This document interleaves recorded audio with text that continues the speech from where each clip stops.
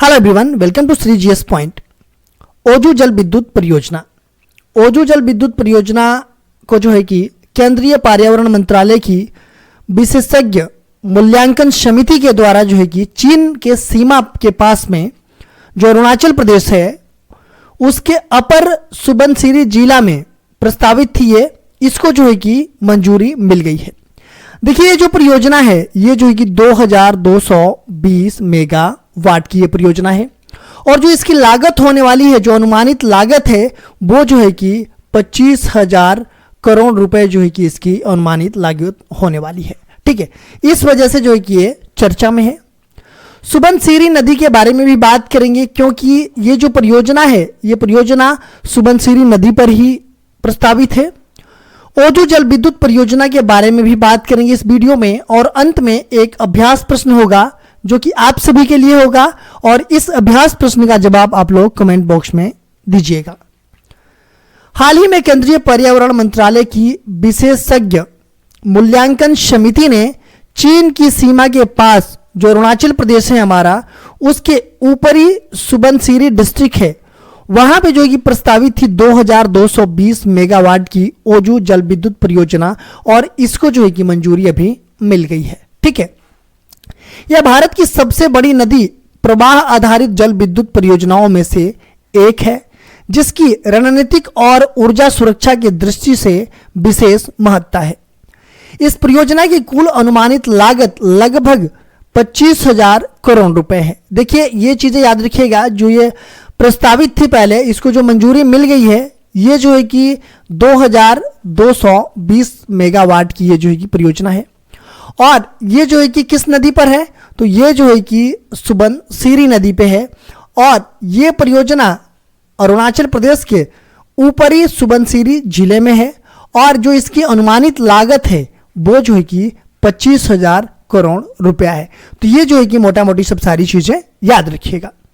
अब हम बात कर लेते हैं सुबनसिरी नदी के बारे में क्योंकि जो ये परियोजना है ये सुबनसिरी नदी पर ही है।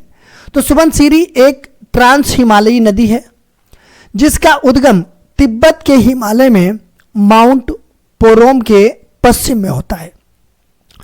यह गोल्ड रिवर के नाम से भी प्रसिद्ध है। यह नदी जो सुबनसिरी नदी है इसको जो है कि गोल्ड रिवर के नाम से भी हम जानते हैं और यह अपनी स्वर्ण धूल के लिए पहचानी जाती है। किसके लिए पहचानी जाती है, तो अपनी स्वर्ण धूल के लिए पहचानी जाती है।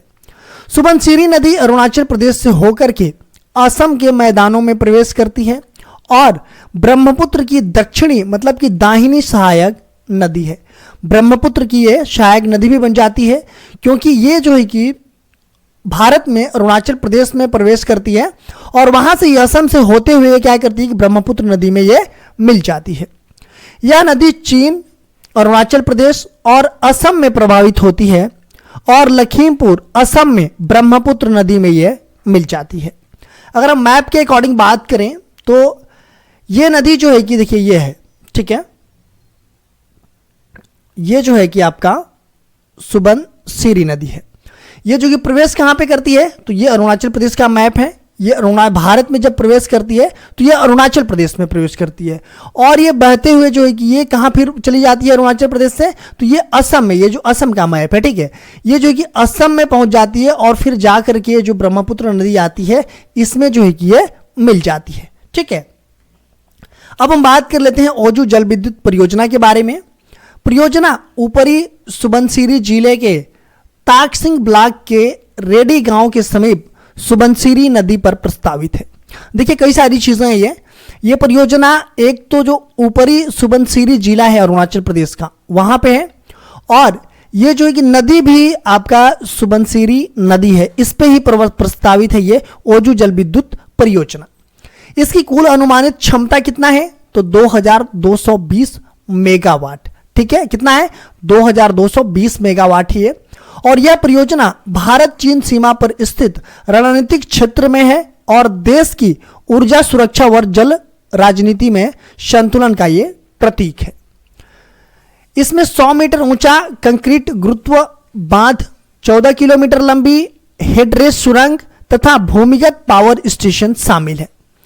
इस परियोजना के लिए 750 हेक्टेयर वन भूमि का उपयोग होगा तथा लगभग 43 हेक्टेयर भूमि जो है कि जलमग्न होगी।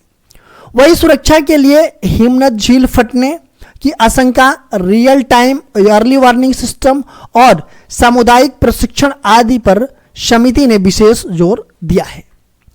देखिए, हम अब बात कर लेते हैं कि पूर्वोत्तर और चीन की सीमा पर जो प्रमुख जल विद्युत परियोजनाएं हैं वो कौन कौन से हैं।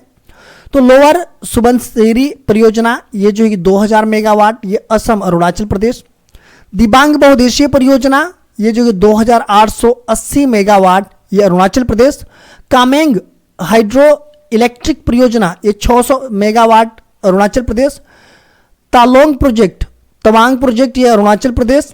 और सियांग बेसिन प्रोजेक्ट, ब्रह्मपुत्र की सहायक नदियां पर ये जो है कि अभी प्रस्तावित है। ये जो है कि पूर्वोत्तर और चीन की सीमा पर जो है कि कुछ प्रमुख जल विद्युत परियोजनाएं हैं। अब हम बात कर लेते हैं अभ्यास प्रश्न की। सुबनसिरी नदी के संदर्भ में निम्नलिखित कथनों पर विचार कीजिए। सुबनसिरी नदी का जो उद्गम है वो तिब्बत के हिमालय के में माउंट पोरोम के पश्चिम में होता है। दूसरा यह है कि यह ब्रह्मपुत्र नदी की दाहिनी राइट बैंक सहायक नदी है। उपयुक्त में से कौन से कथन सही है पूछा जा रहा है। ऑप्शन ए केवल एक, ऑप्शन बी केवल दो, ऑप्शन सी एक और दो दोनों, ऑप्शन डी न तो एक न ही दो। तो इस प्रश्न का जवाब आप लोग कमेंट बॉक्स में दीजिएगा। अगर वीडियो अच्छी लगे तो एक लाइक जरूर कीजिएगा और मेरे चैनल पे आप नए हैं तो चैनल को सब्सक्राइब कर बेल आइकन को प्रेस कर लीजिएगा और अपने दोस्तों में अधिक से अधिक शेयर कीजिएगा।